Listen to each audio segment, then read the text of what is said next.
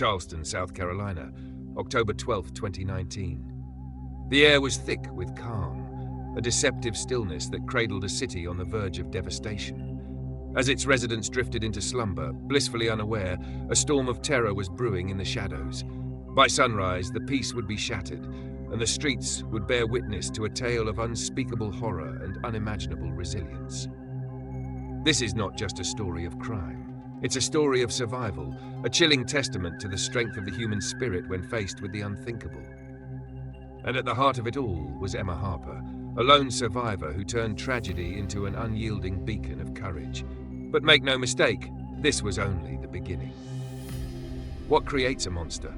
Is it nature, nurture, or the moments no one sees coming? For Samuel and Matthew Wilson, the path to darkness began long before their names ever made the headlines. It was a path carved by neglect, betrayal, and anger, a powder keg waiting for a spark. Samuel, the elder brother, was born on a sweltering July evening in 1985 in a forgotten corner of Georgia. By the time he turned 5, his parents' marriage was already crumbling. Nights filled with shouting matches bled into mornings of silence. And Samuel quickly learned that love in their household was fleeting at best. His younger brother, Matthew, was born just 2 years later, into a world no less fractured. The Wilson boys were bound not by affection, but by shared survival in a home that offered little more than cold meals and colder stares. Their mother, Dolores, struggled to hold things together after their father disappeared one night, never to return. She took double shifts at the local diner, but her absence created a vacuum the brothers filled with mischief. At first it was harmless, a stolen candy bar here, a prank phone call there. But as they grew older, their antics took a darker turn. In the summer of 1999, Samuel, then 14, and Matthew, 12, were caught breaking into a neighbor's garage. The police report detailed tools scattered across the driveway, but what stood out was the sheer violence of their vandalism. A lawnmower smashed to pieces, bicycles bent beyond repair, destruction far beyond the act of simple theft.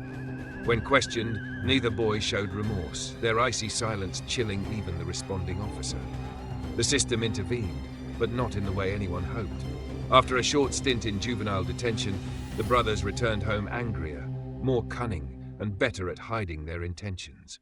By the time Samuel turned 18, he was already well acquainted with the criminal justice system, while Matthew shadowed him like an apprentice, eager to prove his loyalty. But what pushed them further? Some say it was an encounter with a drifter who passed through their town in 2004. Known only as John Doe, this man was rumored to have connections to underground crime rings and a penchant for manipulation.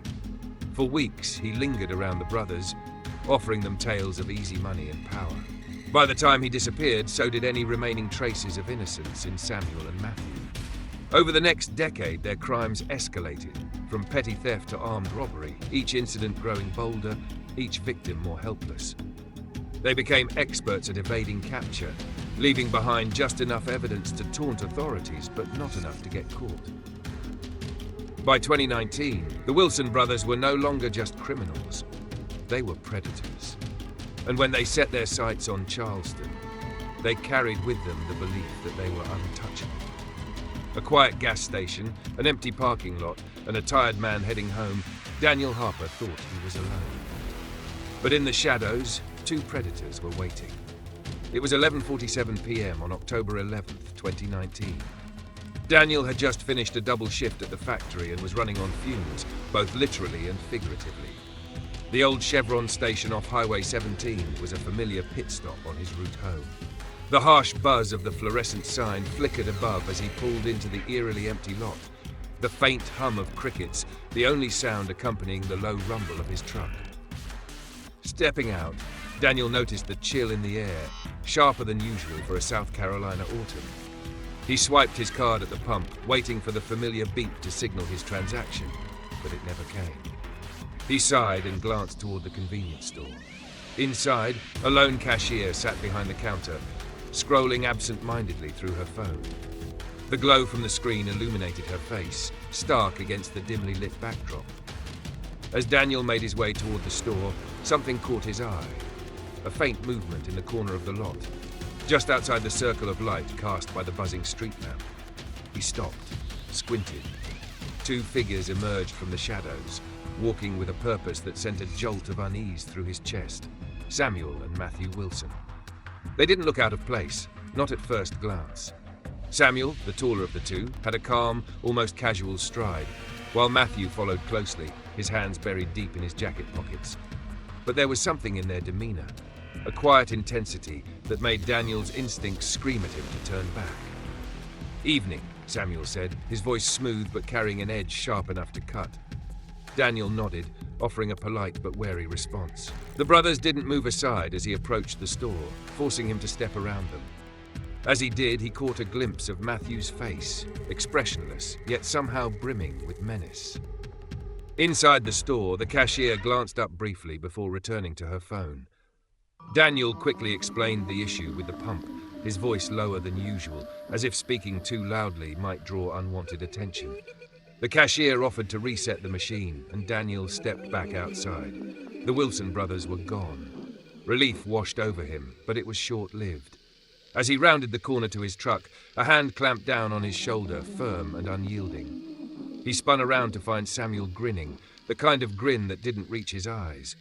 "Funny thing about empty roads at night," Samuel said. "Anything can Hank?" Matthew appeared next, sliding in from the darkness like a phantom.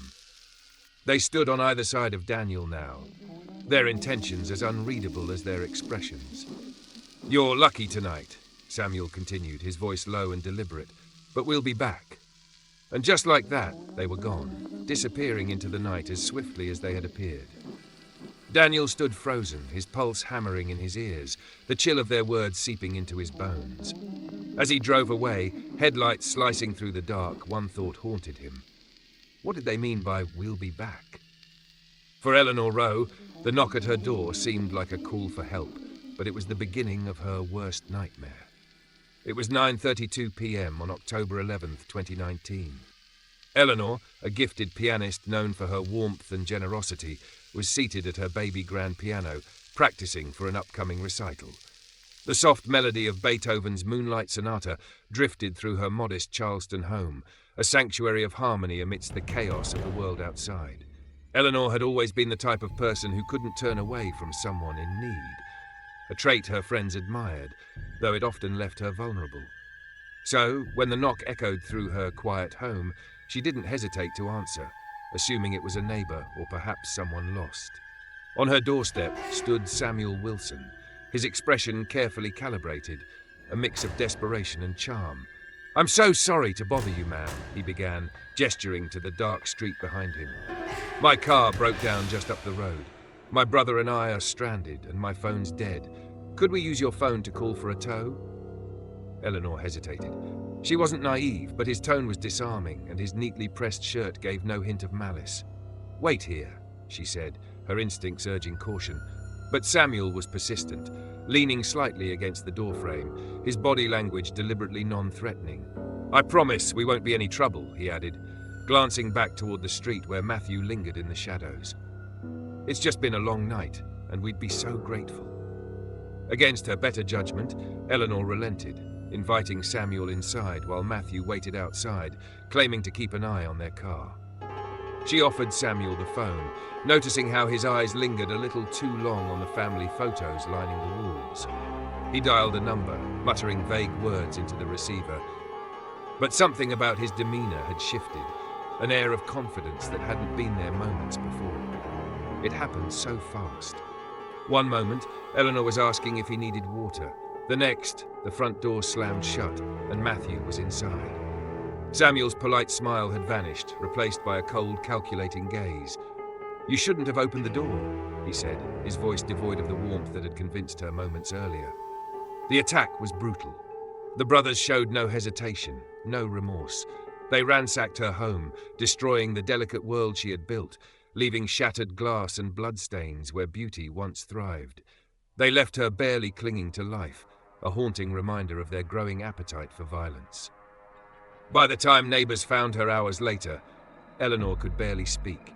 Her hands, once capable of conjuring melodies that moved hearts, trembled uncontrollably as she whispered what she could about the men who had invaded her home. Charleston mourned the loss of not just a beloved pianist, but the innocence of a community shaken to its core. And for the Wilson brothers, this was just practice. 5 friends gathered for a night of laughter, never knowing their joy would soon turn to screams. It was October 11, 2019, a crisp autumn evening in Charleston. In a cozy third-floor apartment on Waverly Avenue, the air buzzed with the warmth of friendship. The group had been close since their college days, inseparable through exams, weddings, and everything in between. Tonight, they were celebrating Kate's promotion at work, a well-deserved milestone. Kate, a vibrant 28-year-old marketing professional, was the heart of the group, known for her contagious laugh and knack for planning. Her boyfriend, Tyler, a budding architect with a dry sense of humor, had spent the evening teasing her about her future corner office. Beside them, Allison, a schoolteacher, sipped her wine, her sharp wit keeping the room alive with banter. Jack, a fitness trainer, was recounting one of his gym mishaps, while Lily, an aspiring chef, kept refilling their glasses and offering snacks fresh from her tiny kitchen. The small apartment glowed with life, the aroma of Lily's homemade spinach dip mingling with the faint scent of Kate's lavender candles. Music played softly in the background, a playlist of their favorite throwbacks sparking bursts of nostalgia and laughter. But amidst the joy, subtle warnings began to emerge. The overhead light flickered briefly, a quirk of the old building they had grown accustomed to over the years. A faint rustling outside the window caught Tyler's attention, but when he peered through the blinds, the street below was empty, save for the usual parked cars.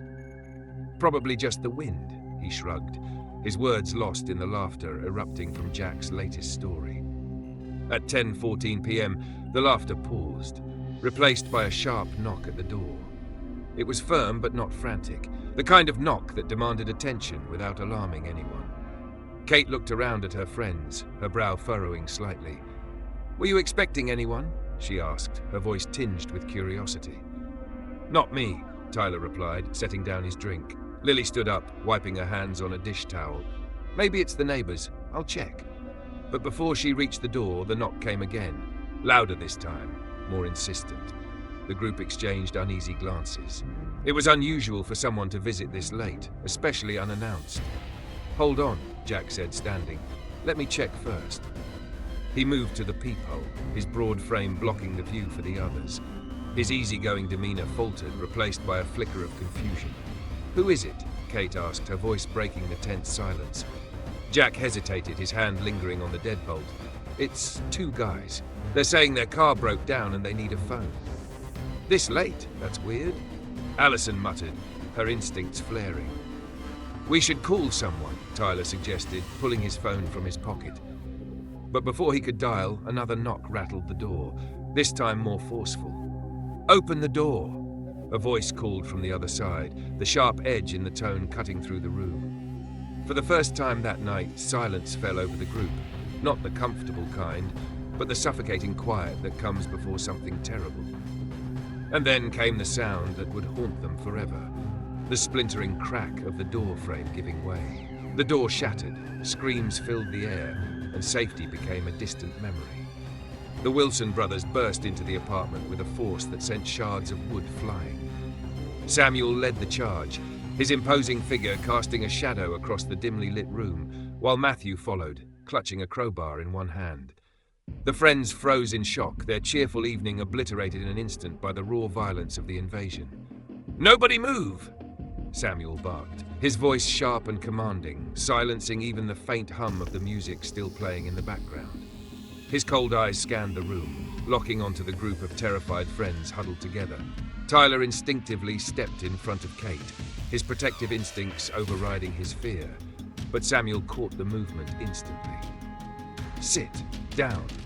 The glint of a gun in Samuel's hand made Tyler obey without hesitation, his heart hammering as he pulled Kate close. Matthew slammed the door shut, twisting the lock with an eerie calm. "Phone's on the table," he ordered, his tone devoid of emotion. The group hesitated, their minds racing for a plan, but the sharp crack of Matthew's crowbar against the coffee table jolted them into compliance. One by one, they slid their phones into a pile, the devices that could summon help now useless. The apartment, once filled with laughter and warmth, now felt suffocating. The air was heavy with dread. Allison clutched Lily's hand tightly, their silent exchange of glances communicating the same unspoken question. How do we survive this? We're not here to hurt anyone, Samuel lied, his voice taking on a mockingly soothing tone. We just need money, that's all. His gaze zeroed in on Kate. You live here, right? Where's the cash? Kate's voice trembled as she stammered. I don't have much. My purse is in the bedroom. Matthew, Samuel said, jerking his head toward the hallway. His brother disappeared into the shadows, the sounds of drawers being yanked open and belongings tossed to the floor filling the silence. In the living room, Samuel's focus remained razor-sharp. Jack, always the voice of reason, tried to defuse the situation.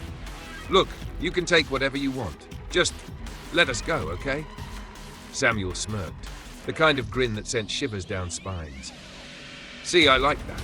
Cooperation. When Matthew returned empty-handed, shaking his head, Samuel's expression darkened. Guess we'll have to do this the hard way. He motioned toward the door. Let's go. Everyone into the van. Now. Panic erupted.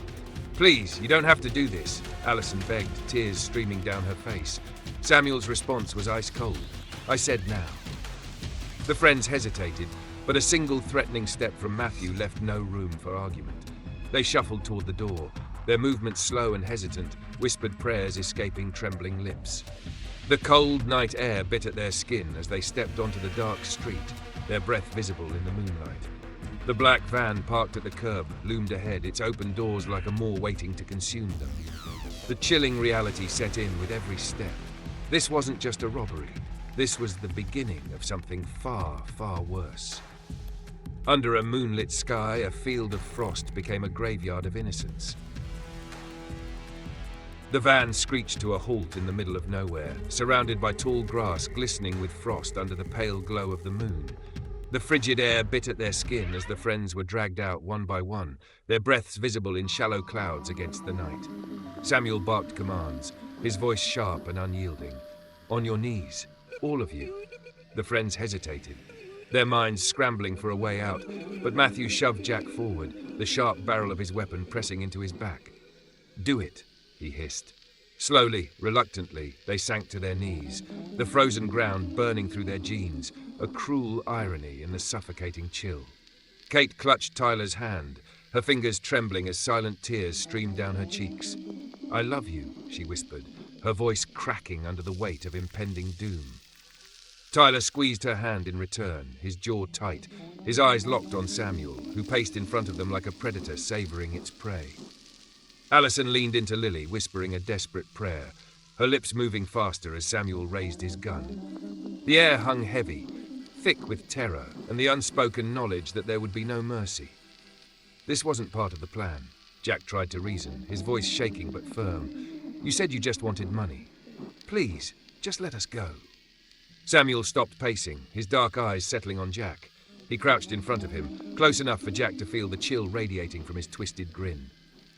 Plans change, Samuel said softly, almost mockingly. He stood and motioned to Matthew. The first gunshot shattered the night. Kate screamed, clutching Tyler as Jack's body crumpled to the ground. The sound echoed, stark and unforgiving, as the friends froze, paralyzed by the horrifying reality unfolding before them. Emma Harper, kneeling at the edge of the group, felt her pulse hammering in her ears. Her mind raced as she glanced at the tall grass swaying in the distance. She knew she had seconds, maybe less, to decide. The second gunshot rang out, this time cutting off Allison's whispered prayer. Emma didn't flinch, even as warm blood sprayed onto her arm. She lowered her head slightly, letting her hair fall across her face, masking her intent. She couldn't run. Not yet. You think this is enough to make the news? Matthew asked, his voice cold as he kicked Lily's phone across the dirt. Oh, they'll talk about this for years, Samuel replied, aiming his gun again. Emma made her move in that fleeting moment of distraction. As Tyler threw himself in front of Kate, begging for her life, Emma slowly collapsed onto her side, her breathing shallow, her body perfectly still. She didn't blink, didn't flinch, as the sound of another gunshot ripped through the air. She forced herself to remain motionless, even as screams and sobs surrounded her, even as the cold seeped into her very bones. The world went silent, save for the crunch of Samuel's boots as he walked past her body, not sparing it a second glance. She felt the vibrations as he leaned close to Kate, who was now sobbing uncontrollably. "Don't worry," he whispered, his voice dripping with malice. "It's almost over." The final gunshot seemed to echo endlessly, fading into the stillness of the night. The Wilson brothers stood over the bodies, surveying their work. Satisfied, they turned and walked back toward the van, their silhouettes fading into the darkness as the engine roared to life. As the vehicle disappeared into the distance, Emma remained where she was, her body trembling from the cold and the searing pain of staying still. She couldn't move. Not yet. She knew better than to risk it. The minutes dragged into what felt like hours. The frost crept over her, numbing her fingers, her face. Her heartbeat slowed, every beat a struggle against the icy grip of the night. And then, silence. Bleeding and broken, Emma had one goal: survive. The cold ground pressed against Emma Harper's body as she lay motionless, her breath shallow and labored. The distant hum of the van's engine faded into the night, leaving behind an oppressive silence, a silence fractured only by the faint rustling of leaves and the echo of the horrors that had unfolded. Her body screamed in agony, but her mind was resolute. Move or die. With every ounce of strength she could muster, Emma rolled onto her stomach. A sharp pain tore through her ribs, making her gasp. Her hands, scraped and bloodied, trembled as they clawed at the frost-covered earth. Slowly, agonizingly, she began to crawl. Every inch forward was a battle, her body heavy with exhaustion, but her determination unrelenting. The moonlit field stretched endlessly before her, and every sound, the snap of a twig, the distant whisper of the wind, made her heart hammer with fear. Were they still out there? Were they watching? The thought fueled her desperation, urging her to keep moving, to escape before they could return to finish what they started. After what felt like hours, a faint light pierced the darkness, a farmhouse. Its warm glow was a beacon of hope in the cold, merciless night. Emma blinked against the blurriness clouding her vision, willing herself to focus. Keep going. Just keep going. Reaching the edge of the property, Emma dug her fingers into the tall grass, pulling herself closer. A dog barked in the distance, its sharp, rhythmic calls breaking the quiet. The porch light flickered on, and Emma let out a weak cry, barely audible above the pounding in her ears. The farmhouse door creaked open, and an older man stepped out, his figure silhouetted by the golden light spilling from inside. He froze, his eyes widening in shock as he saw her, a battered woman collapsed on his lawn, bloodied and broken. "Help me," Emma whispered, her voice no more than a breath. The man moved swiftly, kneeling beside her and shouting for his wife to call 911. His hands hovered uncertainly over her trembling frame, afraid to cause her more pain. "You're safe now," he murmured, his voice trembling. But Emma knew she wasn't safe. Not yet. Minutes later, an ambulance arrived, its sirens piercing the quiet countryside. Paramedics lifted her onto a stretcher, their hands quick but gentle. As they worked, Emma clutched the man's sleeve, her grip surprisingly strong. "They're still out there," she rasped, her voice hoarse but urgent. "Don't let them hurt anyone else." At the same time, police descended on the frost-covered field Emma had left behind. Their flashlights illuminated a scene of unspeakable horror. 5 lifeless bodies sprawled like discarded dolls, their faces frozen in expressions of terror. Officers stood in stunned silence, the weight of the moment pressing heavily on them. A detective's radio crackled to life, breaking the stillness. "We've got a survivor," a voice said. As Emma's stretcher disappeared into the ambulance, the question hung heavy in the frigid night air. Where were the Wilson brothers? They thought they could vanish, but justice was closing in fast. As dawn broke over Charleston, the city awoke to the horrifying news of the massacre in the frost-covered field. A quiet town became a hotbed of activity as law enforcement, journalists and residents grappled with the brutal reality of what had occurred. The Wilson brothers were gone, but their trail was far from cold. Police scanners buzzed with urgent chatter. Detectives worked tirelessly, combing through every shred of evidence left behind. Footprints in the frozen ground, tire tracks veering toward the highway, and the calculated precision of their crime painted a clear picture. Samuel and Matthew Wilson were organized, ruthless and unafraid. But they had underestimated their pursuers. The break came just hours after the murders, thanks to a grainy but pivotal piece of footage. A gas station security camera captured the Wilsons' van rolling through a desolate stretch of Highway 17. The timestamp and partial license plate were enough for investigators to trace the vehicle to a relative of the brothers, leading to a critical lead. The public response was overwhelming. News outlets broadcast Samuel and Matthew's faces on every channel, and social media lit up with calls for justice. Tips flooded in, most of them fruitless, until one caller nervously confessed they had seen the brothers heading west towards Savannah less than a day ago. Police were relentless. They found the brothers' van abandoned near a small town, a chilling discovery waiting inside. Traces of blood, duct tape, and a hastily scrawled note on the back of a gas station receipt. Will always be one step ahead. But they weren't. Unbeknownst to the brothers, officers were closing in. Samuel and Matthew had holed up in a rundown motel just miles from where they left the van, convinced they were safe. As night fell, a tactical unit surrounded the building, their approach silent and calculated. When officers breached the room, Matthew was sitting on the edge of the bed, his head buried in his hands. He didn't resist as they cuffed him, his face pale and devoid of emotion. Samuel, however, had no intention of surrendering. The moment the police entered the room, Samuel bolted through the back door, disappearing into the darkness of the woods. The chase was immediate. Helicopters roared overhead, their searchlights slicing through the trees, while officers on foot pursued him relentlessly. Samuel's breath came in ragged gasps as he sprinted, adrenaline and desperation driving him forward. The pursuit stretched on for hours, but Samuel's luck ran out at the edge of a freezing riverbank. Trapped by the swift, icy water on one side and the advancing officers on the other, he fell to his knees, his hands trembling as he raised them in surrender. The fight was over. Back in custody, the Wilson brothers were separated for questioning.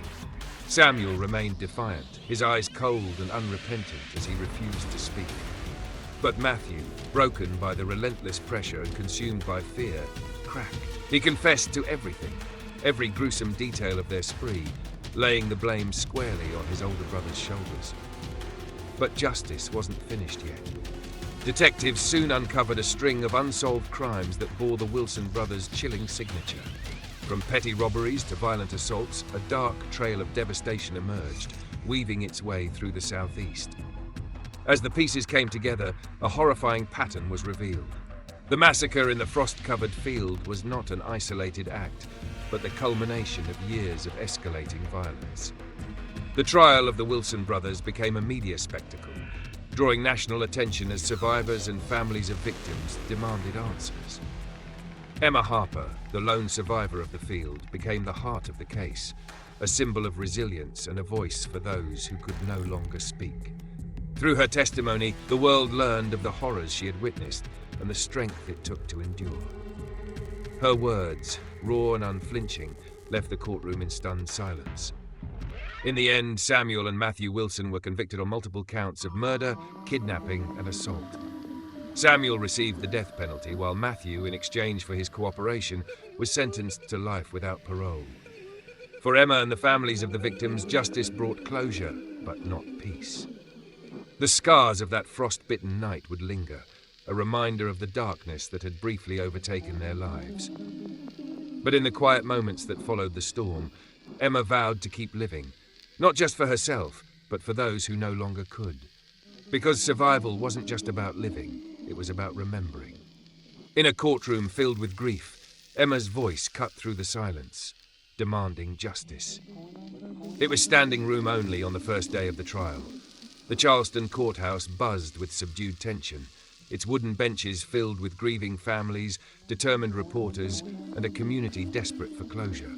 The air was thick with emotion, a quiet storm of grief and anger barely contained within the courtroom walls. At the defense table, Samuel and Matthew Wilson sat shackled, their expressions carved from stone. Samuel's eyes scanned the room with icy detachment, while Matthew's gaze remained fixed on the table before him, his shoulders slumped. Across the aisle, Emma Harper sat upright, her hands clasped tightly in her lap. She looked small, her pale face marked with shadows of exhaustion, but her hazel eyes burned with an unyielding resolve.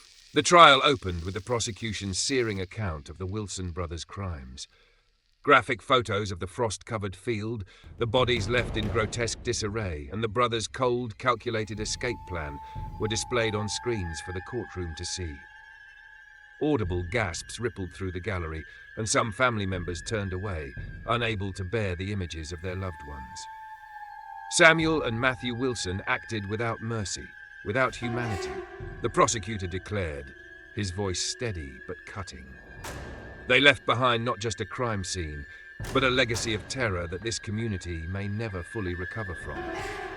But the turning point came when Emma Harper took the stand.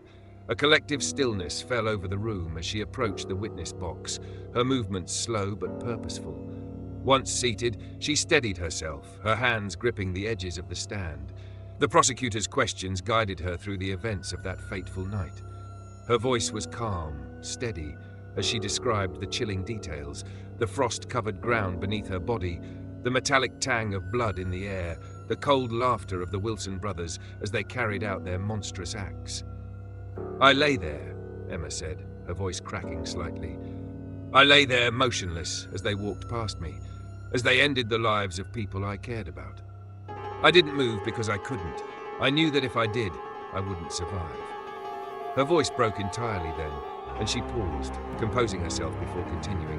Her eyes locked onto Samuel, her tone sharpening like steel. "But I did survive, and I'm here to make sure you can never do this again." The silence in the courtroom was deafening. Tears streamed down the faces of many in the gallery, their grief spilling over as Emma's words sank in. Even the judge appeared momentarily moved, his hand adjusting his glasses before he called for a brief recess.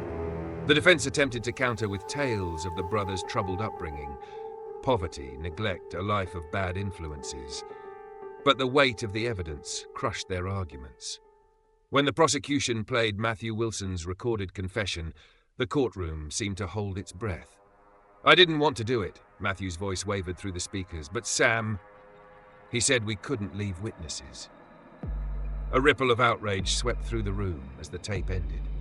Samuel's jaw tightened, his fists clenched on the table, but his stoic mask didn't crack. Matthew, on the other hand, appeared to shrink further into his chair. The jury deliberated for just 6 hours before returning with their verdict. The tension in the courtroom was palpable as the foreman rose, his voice steady despite the emotion in the room. "We, the jury, find the defendants guilty on all counts." The gallery erupted in muffled sobs and relieved sighs, families clutching one another as the weight of the moment settled in. The judge's voice followed, delivering the final blow. "In light of the heinous and calculated nature of these crimes, this court recommends the death penalty for both Samuel and Matthew Wilson." Emma closed her eyes, a single tear slipping down her cheek. Her hands, once trembling, steadied as she gripped the armrest of her chair. It wasn't closure, not entirely. No verdict could bring back the friends she had lost or erase the horrors she had witnessed, but it was justice, and that was enough for now. As Samuel and Matthew were led out of the courtroom in chains, Samuel glanced back. His expression was blank, but his eyes seemed to smolder with something unspoken. Then the door closed behind him, leaving a community forever marked by the Wilson brothers' actions. Emma stood slowly, turning toward the families of the victims. She exchanged brief, tearful embraces, their shared pain binding them in a way words never could. Justice had been served, but the scars would remain, a testament to the darkness they had all endured and the light they had fought so hard to reclaim. From tragedy, courage was born. Emma became a beacon of hope for all survivors. Months passed, and while Charleston slowly began to rebuild, the trauma of that fateful night lingered like an indelible shadow. But amid the sorrow, Emma Harper rose, her spirit unbroken, refusing to let the brutality of the Wilson brothers' actions define her.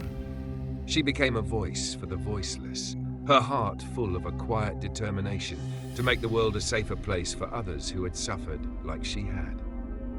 Emma's journey of healing was not an easy one, but it was one she embarked on with fierce purpose.